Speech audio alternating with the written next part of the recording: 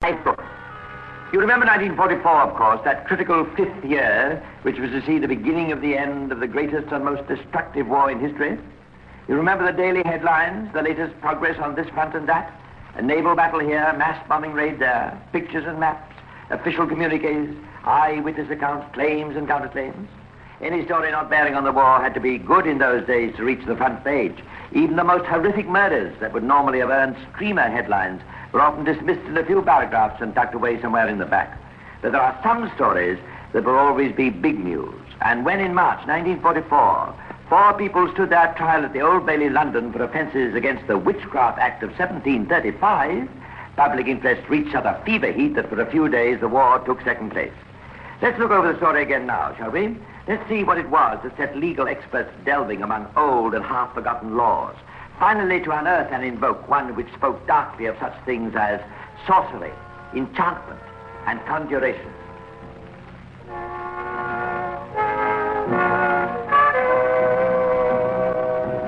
In Portsmouth at the time lived a Mr. and Mrs. Edward Homer, who kept a small druggist shop. Over it was a room registered as the Master Temple Psychic Center, for Mr. and Mrs. Homer were spiritualists. That is to say, they believe not only, as most of us do, that human beings have souls or spirits which survive the death of the body, but also that these spirits can and do communicate with the living through mediums. Now, 2 fundamental points of a democracy are freedom of thought and worship. Far be it from me to question the validity of spiritualism, nor it can be fairly said was this ever the purpose of the prosecution, which had but one aim, to drive home such everyday crimes as conspiracy, false pretenses, intent to defraud, and public mischief. It was the practice of the Homers to hold spiritualistic seances in the room over the shop, and since the engagement of mediums cost money, they were naturally anxious that the session should be well attended. So it happened that one day in December 1943, when Mrs. Homer met an acquaintance, Lieutenant Stanley Worth, RNBR, she said, "Oh, Mr. Worth, you know Helen Duncan's coming down to Portsmouth, don't you?" I know. Who is she? Well, she's a materialization medium. Quite the most wonderful person in England. Really? You've no idea of the things she can do. She can bring back people who've passed over so that you don't just hear them, but actually see them as well. You mean see them in the physical sense? Well, not altogether, but you see them as a sort of white mist. It's an ectoplasm that exudes from Mrs. Duncan's body. Sounds most interesting. She must be a remarkable woman. Oh, she really is. She has her own private room in the Psychic College at Edinburgh. The King's chaplain's been down, and I'm told even Lord Darling's interested. Tell me, do these spirits speak? Oh, yes, through Mrs. Duncan's guides. Sometimes she has a man named Albert, and sometimes a little Scottish girl called Peggy, who died in 1933. When did you say she'll be here? Oh, it'll be early next month. Well, I'd rather like to come along to one of the seances, if I may. Could it be arranged? Oh, I'm sure it could. Of course, we're getting hundreds of applications, but we can always manage to fit in an old friend like you. That's very kind of you. Now, I suppose there's a subscription of some sort? Yes, we have to make a charge, I'm afraid, to cover Mrs. Duncan's fees. It'll cost you 12 and 6, but I'm sure you'll find it's worth every penny. A few days later, Lieutenant Worth returned to the little shop and again saw Mrs. Homer. Oh, Mrs. Homer, I've been telling a friend of mine about this Mrs. Duncan. I was wondering if I could bring him along, too. Oh, certainly. I'll see 2 seats are kept. Well, thanks very much. I should warn you in advance, though, he's a bit of a skeptic. Oh, we get plenty of them. He's a doctor, you see, a surgeon lieutenant in the Navy. And they're all such awfully practical people, aren't they? What's his name? Fowler. I shan't bring him if you'd rather not, you know. Oh, nonsense. Let him come by all means. I'll give him a seat in the front row and scare him stiff. The only thing is, you must warn him not to demonstrate or be violent in any way, as it might make the ectoplasm rush back into Mrs. Duncan's body and do her some harm. Well, I'll see he behaves himself. Don't worry about that. Now, I'll pay for my seat now. Oh, thank you very much. A few days later, Lieutenant Worth returned to the shop and paid the 12 and 6 for his friend, this time to Mr. Homer. Then on the afternoon of January the 14th, the 2 naval men presented themselves for the seance. Homer checked their names and ushered them upstairs. They found themselves in a room in which chairs were arranged in rows diagonally, facing a curtained corner. You'll find bits of paper on the seats with your names on them. Oh, thanks, Mr. Homer. Which row? The second, I think. Oh, it'll probably be those 2 there. Come on, fella. Good. Front stalls, eh? I say, Homer, you must try not to make a joke of it, you know. Oh, sorry. As a matter of fact, I don't think we're in the right seats even now. But you said the slips had our names on them. Yes, but I mean I should be sitting where you are and vice versa. Does it matter? I suppose it doesn't, really. Let's stay as we are. Okay. Well, what's the thing above in the corner? That's what they call a cabinet. The medium sits in that big chair you can see, and then the curtains are drawn to... Hiding her from us, eh? That's right. Then the lights are put out, except for one faint red one. And then the fun begins. Yes. I can hardly wait. In actual fact, proceedings didn't begin quite as abruptly as that. First, Mrs. Homer handed, for the inspection of the audience, a frock, underclothing, and shoes, all black. Then 3 women were invited to an adjacent room to watch Mrs. Duncan change into these clothes. Meanwhile, other sitters searched the cabinet and satisfied themselves there was no white cloth or other possible means of fraud there. These preliminaries completed, Mrs. Homer opened the seance with an extempore prayer. Then the audience joined in the Lord's Prayer, after which, rather surprisingly, they sang that popular number, South of the Border, which it appears was a favorite tune of Mrs. Duncan's spirit guide, Albert. And now the medium herself appeared, clad all in black. She sat in the cabinet, the curtains were drawn, the lights were dimmed, and the audience sat tense and hushed. How do you do? It sounds like Albert. It is too. Look. Good Lord. What's that white stuff floating in the air? That's Albert's ectoplasm. Hello, Albert. I must say, it's nice to see so many familiar faces present. Well, now, I have here a lady who passed over with some trouble in the lower part of the body. Would somebody please call her up? Come on, don't be nervous. It's for the gentleman on Mr. Homer's right. That'd be you, wouldn't it? Me? Yes. But I... Oh, I'm sure it must be for you. Go on. Answer. Ask who she is. Well, all right then. Who are you? That's the voice. That's the gentleman, all right. Will you come out, please? Look. Who are you? Are you my aunt? Yes. She didn't say much, did she? There's a gentleman who passed with some trouble to his chest. It's for the same gentleman. What? Me again? Yes. Ask him to come out. Will you come out, please? Oh, it's just him. Are you my uncle? Well, he's gone. Can't say your relatives is a very talkative old boy, but at least he had the decency to salute. And now I am here for the same gentleman, his sister. Sister? There must be some mistake. I've only one sister, and she's alive. You don't understand. This one was a premature child who died at birth. You're quite wrong. There were no premature children in our family. You can ask the question if you like. What's he mean by that? Ask your mother, I suppose. I jolly well will, too. I don't think we need bother with the rest of the seance. After this little brush concerning the sister Worth claimed he didn't have, Albert took no more interest in him and passed on to others. One of the materialized spirits had a long and amiable conversation with a man in the audience in which he, the spirit I mean, referred to someone as a shark and a twister. Then Albert retired, and Peggy, the little Scottish girl, appeared. Peggy offered to sing. Dr. Fowler suggested Annie Laurie. Peggy said it was too high, so she sang Loch Lomond instead. Then she announced in broad Scotch that she was Gondunu and disappeared. There were a few other manifestations, a cat, a parrot, and a rabbit. And then the seance ended. Its effect had been not only to leave Fowler more skeptical than ever, but to turn Worth into a doubter as well. Up to now, I had a perfectly open mind about the whole business. I'm prepared to believe that still might be genuine spiritualism. But if there is, we didn't see it today. You agree with me that what we saw was a fake, then? I'm convinced of it. For one thing, I haven't a dead aunt. For another, I've no dead uncle who was ever in the Navy. And for another, all that talk about a dead baby sister is utter tosh. Well, you don't suppose Albert got a bit mixed up with what he was talking to me, do you? Oh, what makes you think that? Well, after all, we were in our wrong seats, you know. Of course, that's the whole explanation. That means he must have known beforehand where you should have been sitting, and that proves the whole thing's a fake. Oh, well, it was an experience anyway. We might as well leave it at that. You can if you like, but I'm going to take it further. Why, what do you mean? People like that ought to be shown up. It's nothing but taking money under false pretenses. I'm going to report the whole thing to the police. Oh, you're letting yourself in for a lot of headaches, old boy. I don't care. I consider it's my duty.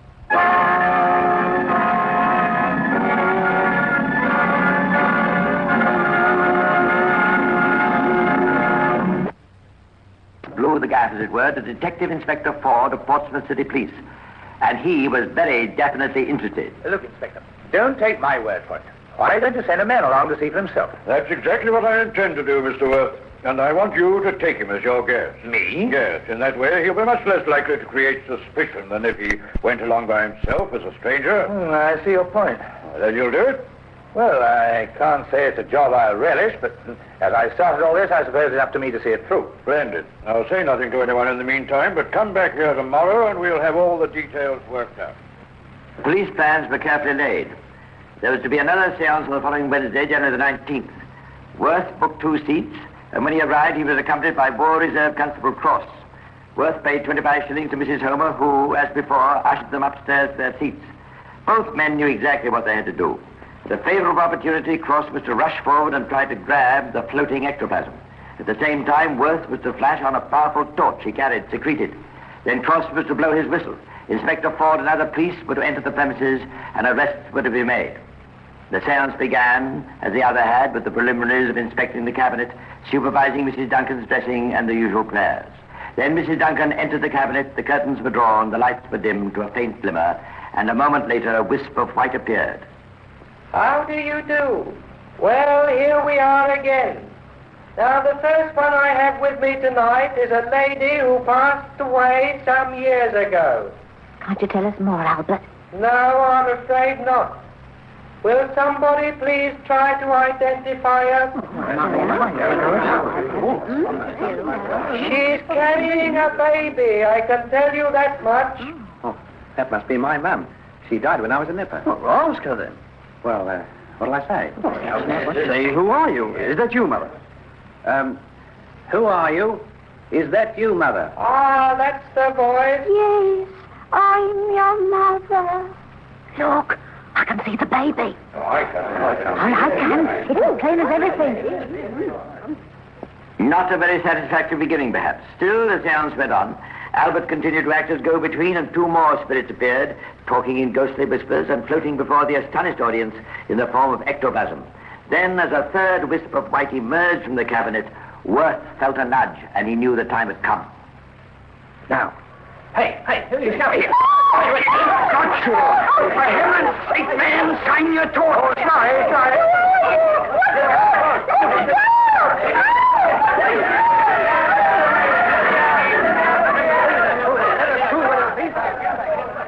And in a medley of confusion, of shouts and screams, of scuttling figures in an ill-lit room, the police trap was sprung.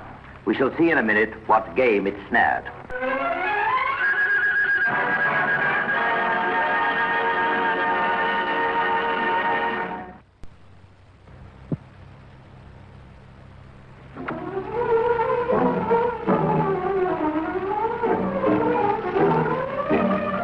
With women screaming and a police whistle shrilling, the Master Temple Psychic Center had never known such a lively moment, even during the most dramatic seance. Constable Cross found himself wrestling with a very substantial piece of ectoplasm, which in the light of Lieutenant Worth's torch was revealed as Mrs. Duncan. As to what happened next, perhaps we'd better jump forward and let Worth describe it as he did later in court. When I flashed on the torch, I saw Mrs. Duncan trying to get rid of a piece of white material which she was trying to throw onto the floor. What sort of material? Oh, it looked like flimsy cloth. I should say about 2 or 3 yards of it. What happened then? As I went forward to assist Cross, someone knocked down my torch and I saw the cloth fall to the floor in a little heap. Did your torch go out? Oh, no. It focused away from the scene. As I brought it back, Cross was trying to grasp the cloth and someone pulled it into the audience. Cross said, did you get the cloth? And I said, no, it's gone.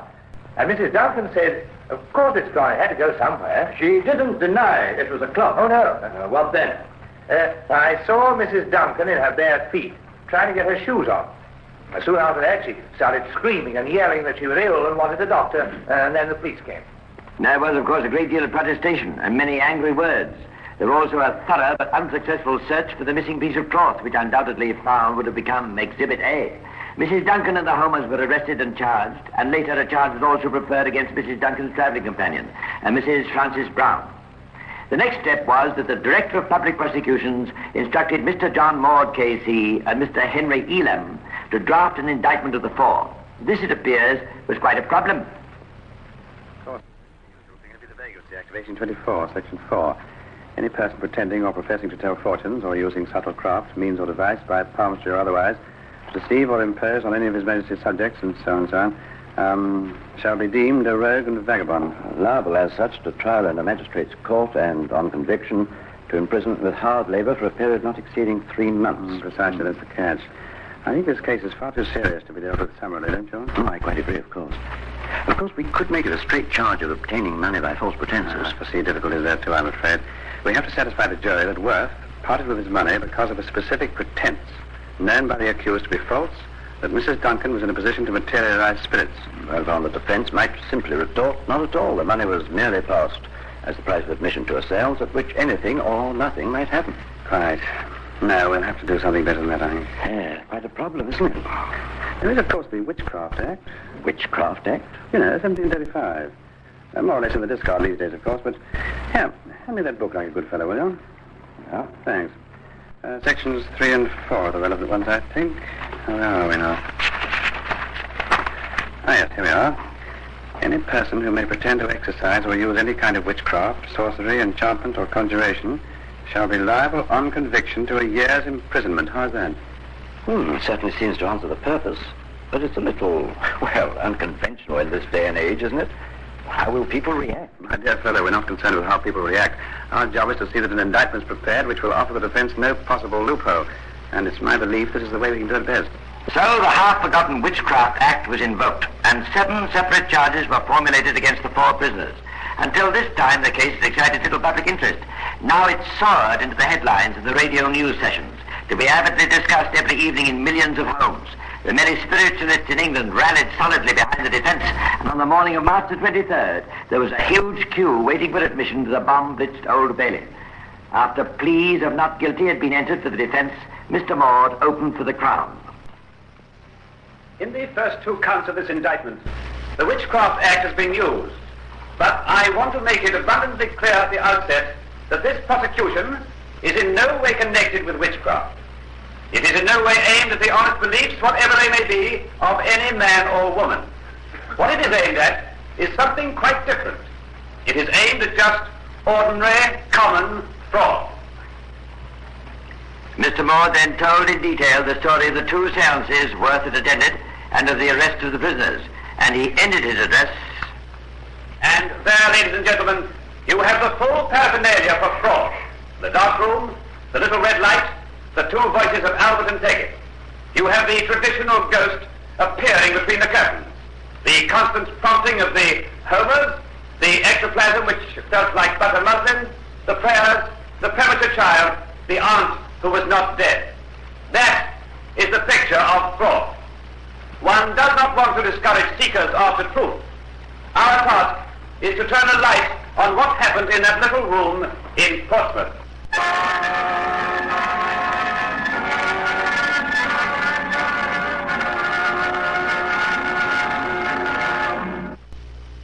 President Worth was, of course, the chief witness for the prosecution. He told his story straightforwardly and lucidly and stood up well to the cross-examination by Mr. Loseby for the defence. Then followed a stream of witnesses. Worth, Dr. Flint, father, some people who had been present at the seances, Constable Cross, and finally Detective Inspector Ford. Then, in his opening address for the defence, Mr. Loseby startled the court with an unusual offer. If it be true that Mrs. Duncan is a materialization medium, it means there is a spirit world near her at this moment. If she has got a guide, he will be with her now, probably trying to help her. If she be a person through whom spirit forms can, under certain circumstances, materialize, she might show them here. Members of the jury, I suggest that you ask my lord if you might be allowed to see, and possibly you might hear the voice of her guide for yourselves. And you will then be able to judge whether it was hers or a different voice. In other words, ladies and gentlemen, I propose a test seance, with doctors present and precautions taken to prevent fraud. Mr. Loseby's offer was not permitted by the court, which seems a pity. He declined to call Mrs. Duncan as a witness on the ground that during the seances she'd been in a trance and knew nothing of what was going on, and so her part of the trial remained a particularly passive one. Indeed, of the 4 prisoners, only Ernest Homer went into the box. From him were elicited several interesting facts regarding the financial side of Mrs. Duncan's visit to Plymouth. So Mrs. Duncan received £104 for what amounted to 6 days' work That's right. And when you paid her, what surplus was there? £30, 18 and 9. What happened to that? It was given to charities. Was any given to charities before the police raid on the 19th? No, sir. Hints that the prosecution might possess certain information about Mrs. Duncan's past were implied in other questions asked of Homer. Did you know that in 1931, Mrs. Duncan was investigated by certain scientists? No, sir. Hadn't you heard that she'd been investigated by the National Laboratory of Psychical Research at any time? Oh, yes, I heard of that. And that she once came away from the investigation without the hallmark of anything having happened? No, sir. On the whole, though, it must be admitted, Homer emerged with little discredit from the cross-examination. Certainly he revealed himself as an extremely credulous man, but after all, that was the charge against him. Following Homer, the defense called a huge list of witnesses. Some who'd attended the seances at Portsmouth, some who had had previous experience of Mrs. Duncan as a medium, and some who testified to the genuineness of spiritualism in general terms. One at least had his evidence widely featured in the newspapers. This was Harold Swapper, the well-known journalist. Swapper proved as provocative in the witness box as he usually is in print. He told, for instance, of a test seance to which Mrs. Duncan had submitted in 1932. I took along 4 magicians, 2 professionals and 2 doctors who were amateur magicians. Mrs. Duncan was tied by 40 yards of sash cord. She was handcuffed and her thumbs were tied tightly together with 8 yards of thread. This was done by a professional magician. Even then, the phenomena persisted. What phenomena, Mr. Swapper? Spirit manifestations. And although it took 8 minutes to tie her up, she was freed without assistance in 3 minutes. Even Houdini couldn't do that. Was Houdini one of the magicians you took with you? No, sir. Who was Mrs. Duncan's guide on that occasion? Albert, my lord, the one who always acts for her. And these manifestations you speak of, what did they comprise? Ectoplasm, my lord. Tell me, Mr. Swapper, you've been a dramatic critic, have you, too? Unfortunately, yes. Unfortunately, for whom? Unfortunately, for the poor critic who has to sit it out, my lord. Would you know most of the actors in London? Some of them don't know me. It's been suggested that the phenomena exhibited by Mrs. Duncan could be simulated by a highly skilled actor. Is that your view? The wildest statements are made regarding psychic phenomena. I've heard, for instance, that it's ventriloquism. Now, when I've challenged a ventriloquist to throw his voice, he's failed to do it. Could the greatest actor you've ever known simulate the phenomena if he were laying himself out for fraud? An actor can impersonate a great deal, that's his job. But a medium cannot. I couldn't do it, and I am a fairly good actor.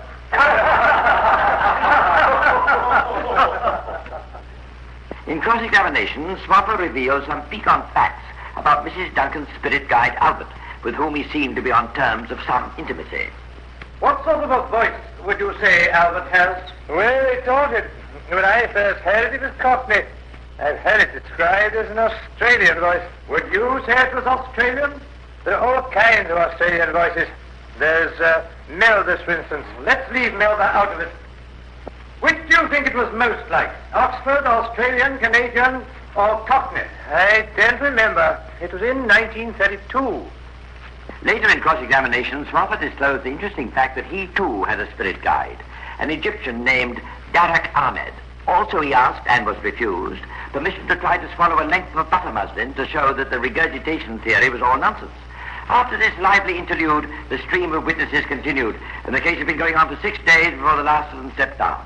Once again, the defense offered to submit Mrs. Duncan to a test seance. The judge asked the jury if they desired it. They said they did not. Then came the final addresses, the summing up, the jury's retirement. They'd been asked to give a verdict on the first count only. In 24 minutes, they'd returned to court. Their verdict: We find all 4 guilty as charged. So ends The Secrets of Scotland Yard, starring Clive Brooks as the narrator.